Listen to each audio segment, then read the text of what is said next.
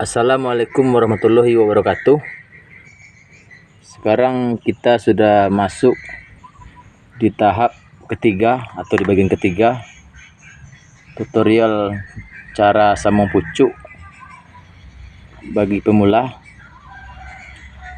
agar berhasil dan tidak gagal dalam melakukan sambung pucuk. Jadi ini saya berada di samping rumah. Ini ada beberapa bibit saya yang dalam tahap penyambungan, ada juga yang udah dibuka sungkupnya sebagian itu. Jadi di depan layar kanan ini ada beberapa bibit ini dengan beberapa kriteria tertentu. Tujuan saya ini mengumpulkan beberapa bibit ini yang di sekitar saya ini, agar nanti memudahkan untuk menjelaskan ke kawan-kawan sebagai alat peraga. Mudah-mudahan nanti bisa dimengerti. Walaupun saya tidak bisa memperagakannya secara real, dengan misalnya saya bawa pula nanti misalnya pisau atau apa kan, cuman mudah-mudahan nanti dengan ulasan saya ini kawan-kawan bisa mengerti. Jadi bagi kawan-kawan nanti mungkin yang tidak melihat tayangan di video bagian 1 atau bagian 2 mungkin agak sulit juga memahami, tapi mudah-mudahan kawan-kawan itu mengerti. Jadi sebelum kita melangkah ke bagian ketiga, cara sambung pucuk durian bagian ketiga, jadi sebelum kita melangkah ke situ, saya mau mengulas dulu beberapa poin di video bagian 1 yang rasanya ulasan saya di video bagian 1 itu tidak lengkap rasanya jika tidak saya ulang lagi. Tapi saya tidak mengulangnya secara menyeluruh, bagian yang penting-penting aja lah, ataupun bagian yang tertinggal oleh saya atau lupa saya mengulasnya. Jadi ini di depan saya ini ada 2 bibit durian lokal yang belum bisa mempucuk.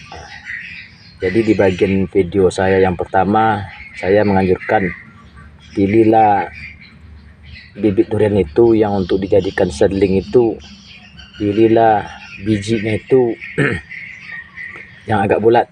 Jadi saya peragakan aja dengan batu, lantaran di daerah saya musim durian sudah berlalu. Jadi saya peragakan aja dengan batu. Oke, bisa ditengok juga ini. Ini kita anggap ini batu, ini bibit durian. Jadi dari keempat batu ini, atau kita anggaplah bibit durian ini. Jadi ini kan, ini bibit durian ini besar, bulat. Ini besar juga lah, tapi gepeng. Jadi saya sarankan jangan tanam ini. Walaupun bibit ini untuk dijual, walaupun bibit ini untuk pakai kita sendiri. Karena kalau untuk dijual nanti pun kurang menarik pembeli. Karena batang itu bukan dia tidak mau berbuah, perkembangannya melambat. Lebih cepat lagi perkembangan ini. Ini memang bulat, bibitnya kan tidak gepeng tapi kecil. Kalau ini yang lebih parah lagi, udahlah kecil gepeng pula. Kali ini masih mendingan lah, dia besar tapi gepeng. Kali ini udahlah kecil gepeng pula. Jadi di antara yang 4 ini ya pilihlah bibit durian tuh yang kira-kira seperti ini, yang besar, yang bulat. Jadi saya bisa tengokkan contohnya. Di depan saya ini kan ini ada 2 nih biji durian lokal yang belum disambung. Ini dulu ini kecil ini bijinya, itulah makanya batangnya kecil. Ini dulu biji duriannya besar ini, bulat. Makanya lebih subur dia, lebih besar dia. Mungkin kesuburannya mungkin sama lah, cuman lebih besar dia. Jadi jika yang besar seperti ini nanti sedelingnya, insya Allah itu jika disambungkan kedua ini, kemungkinan nanti ini akan lebih cepat tumbuhnya setelah disambung. Tapi nanti jangan salah paham pula, walaupun ini lambat, nanti insya Allah setelah dia besar, jika ditangani dengan bagus, dia akan bagus juga nanti mengikuti ini. Tapi kan jika misalnya bibit durian kita itu banyaknya, kan apa salahnya dipilih. Jadi disortir aja nih bibit-bibit yang seperti ini nih, yang kecil-kecil, yang gepeng-gepeng. Jadi pakai aja lah yang bulat-bulat seperti ini. Itu tujuannya kawan-kawan. Atau nanti untuk mengakali yang kecil ini, ya bisalah dikasih kaki ganda. Oke kawan-kawan, itu ulasan di video bagian yang pertama. Saya rasa kurang lengkap lah mengulasnya di bagian yang pertama. Oke, buat tuntas ini di bagian yang pertama. Kemudian di bagian yang kedua kan saya mengulas itu terkait cara pengikatan kan. Jadi di video yang kedua itu kan saya sarankan jangan diikat full, istilahnya kasihlah rongga dekat sedeling itu. Yang saya maksud kasih rongga itu kan di video pertama kan tidak saya tampilkan, jadi saya tampilkan lah supaya memudahkan kawan-kawan. Jadi yang saya maksud rongga di sini itu seperti ini, bisa dilihat. Nah, ini kan saya belah ini sedeling ini lebih kurang ini dalamnya 2 cm. Kenapa dalamnya 2 cm? Karena penyayatan enter saya ini, panjang sayatannya itu lebih kurang 1 cm. Jadi lantaran saya bikin ini kedalaman membelah sedeling ini 2 meter agar dia nanti berongga di sini. Bisa dipahami kan? Jika saya sayat ini enters ini nanti kan sepanjang 2 meter, maksud saya sepanjang 2 cm. Jika saya sayat sepanjang 2 cm, jika saya belah pula nanti sedalam 2 cm, otomatis nanti dia akan pas, dia tidak akan rongga, tidak akan bercelah atau tidak akan berlubang di bawah itu kan. Jadi itulah makanya. Jadi jika saya interest 1 cm, ya maka pembelahan sedeling saya belah 2 cm. Tujuannya nanti supaya berongga. Jadi mungkin kan bingung, di video yang lain kan tidak ada pembahasan seperti ini. Mungkin pembahasan saya ini unik lah atau aneh lah. Jadi tujuan saya ini adalah untuk antisipasi ini berjamur.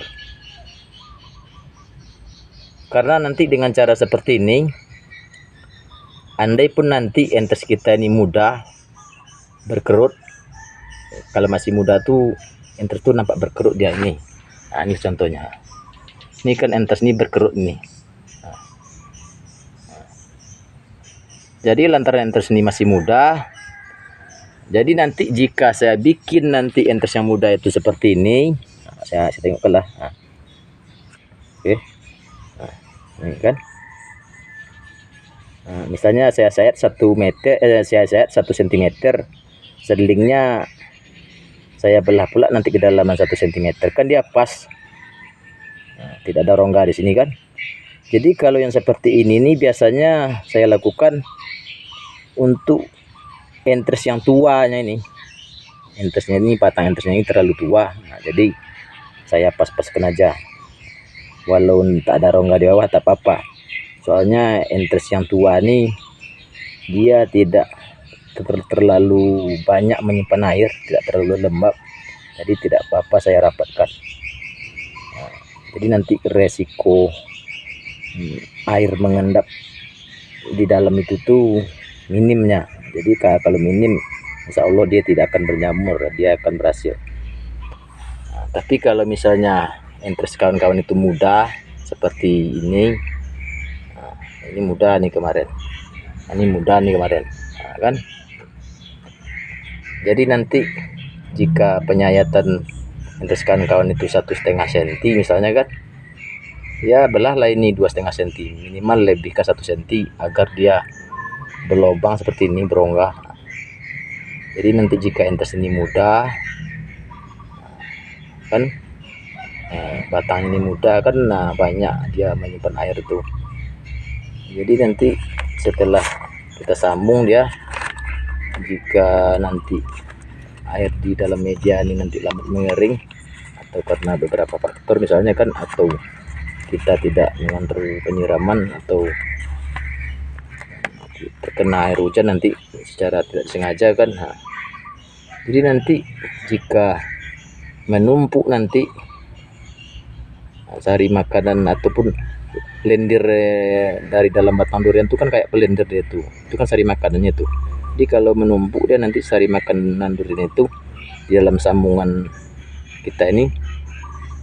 Nah, kalau sambungannya ini mudah, interestnya ini mudah, nah, dia nanti akan mengendap air terlalu lembab dia. Jadi jika kita kasih dia rongga di sini, jika tidak kita tutup rongga itu, maka nanti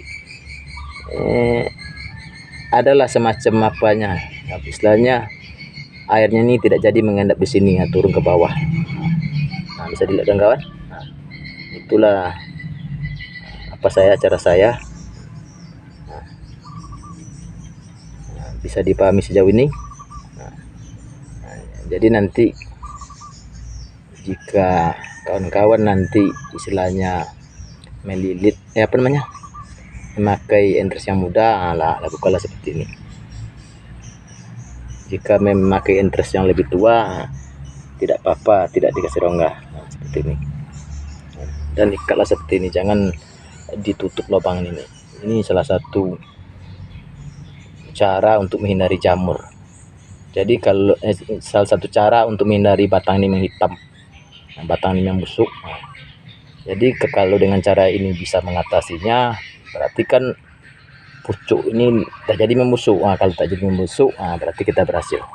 Itu salah satu cara juga itu, kawan-kawan. Oke.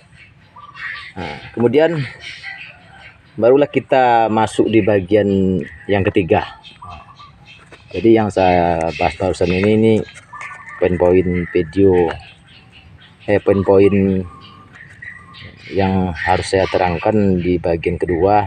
Cuman saya lupa atau kurang teliti ataupun kurang lengkap lah rasanya kalau tidak saya peragakan secara langsung. Kasih dia berongga seperti itu agar tidak mengendap ke sini. Jika banyak nanti air naik kan dari akar sana lewat ke dalam batang, jika ditutup nih semua nanti terkurung air tuh di dalam sambungan kita ini. Dikasihlah seperti itu, insya Allah aman kan kawan. Lantaran saya bilang aman kan saya udah melakukan, kecuali nanti cuma praktek-praktek aja kan tak ada buktinya kan. Ini kan buktinya nih udah hidup. Ini kan hidup ya, tak ada masalah kan. Oke. Kemudian di bagian video yang ketiga, di bagian ini perawatan lagi nih. Perawatan setelah menyungkup. Yang harus kita hati-hati itu kan sewaktu kita mulai menyambung, kayak dalam seperti ini kan dalam fase penyambungan ini antara hidup dan mati nih. Bukan ibarat orang nih. Bukan ibarat orang, istilahnya kan interest itu kan tidak ada akarnya itu kan, jadi kita sambungkan dengan sedeling. Jadi ini antara hidup dan mati interest ini. Jadi dalam fase-fase ini kita harus waspadalah ataupun hati-hatilah dalam menangani bibit itu supaya nanti jangan gagal dalam menyambung. Kemudian nanti setelah sambungan kita ini berumur, misalnya setelah sambungan kita ini nanti berumur 2 minggu, bisa dicek-cek ini kawan, dicek sekali kan, coba buka Jika ada nanti salah satu sambungan ini rasa-rasanya yang agak-agak mulai menghitam, yang agak-agak mulai bekas pemotongan entas itu kayak mulai menghitam atau mulai membusuk kan. Nah, kalau ada ditemukan nanti yang seperti itu, misalnya kayak ini kan, nah, ini kan udah agak mulai menghitam ya tuh, nah, bisa dilepas dulu kawan-kawan, sekitar beberapa jam lah atau 6 jam waktu dia berumur 2 minggu. Tapi rasa saya tidak dilepas pun tak apa-apa, cuman untuk antisipasi aja, menghindari kegagalan. Nah, tapi jika tidak jumpa misalnya kan aman-aman aja, misalnya seperti ini, nah kan, nah, itu tak usah lah. Oke, kemudian untuk daun ini kan kawan-kawan tuh ada juga ragu tuh ya, kalau untuk entres itu sebelum kita sambung bisa juga istilahnya kita pangkas daun pinggir entres ini separuh, bisa juga kita membuang habis daunnya, bisa juga daunnya itu tidak kita buang, tidak kita pangkas. Cuman saya lebih memilih dengan cara seperti ini. Nah, saya lebih memilih memangkas separuh. Kenapa saya tidak memilih memangkas, menghabiskan daunnya ini? Ya mana tahu nanti kan kalau daunnya habis, jadi air di dalam entres ini nanti di situ aja dia.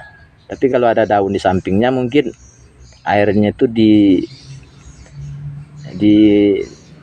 dibaginya lah ke daunnya. Jadi nanti mengurangi kelembapan dia, mengurangi air dalam batangnya nih. Nah, itulah makanya saya pakai separuh. Tapi kalau saya full pula nanti misalnya daunnya itu tidak saya potong separuh, saya biarkan aja. Ya mungkin saya ragunya nanti lantaran daunnya tidak dipotong kan, nanti saya ragu juga nanti jangan-jangan air di sini diserap semua oleh daun, akhirnya nanti ini mengering. Nah, jadi itulah saya memilih separuh.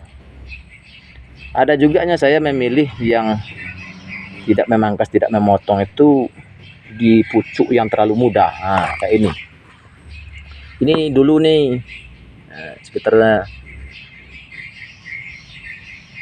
3 minggu yang lalu, ini pucuknya ini terlalu muda nih. Nah, jadi lantaran terlalu muda pucuknya ini, air di sini terlalu banyak, jadi saya pelihara daun itu supaya daun itu membantu mengurangi kelembapan ini. Kan daun itu nanti menyerap air dia tuh, jadi air dari sini kan pindah dia ke sana nanti. Cuman sekitar 2 minggunya daunnya merontok. Tapi walaupun daun merontok ini alhamdulillah ini udah hidup nih, tapi tunasnya aja yang belum mekar. Cuman ini tadi lantaran saya buka untuk memperagakan ke kawan-kawan. Jadi balik kita ceritakan tadi, nah, jika udah sampai nanti 2 minggu ada rasanya entes tuh yang agak-agak mulai menghitam, nanti lepas saja sungkupnya ini beberapa jam atau 6 jam, kemudian tutup lagi. 2 minggu kemudian, setelah pecah tunasnya misalnya seperti ini, atau berumur 4 minggu dia kan, atau seperti ini. Ini ada 2 macam nih kan kawan.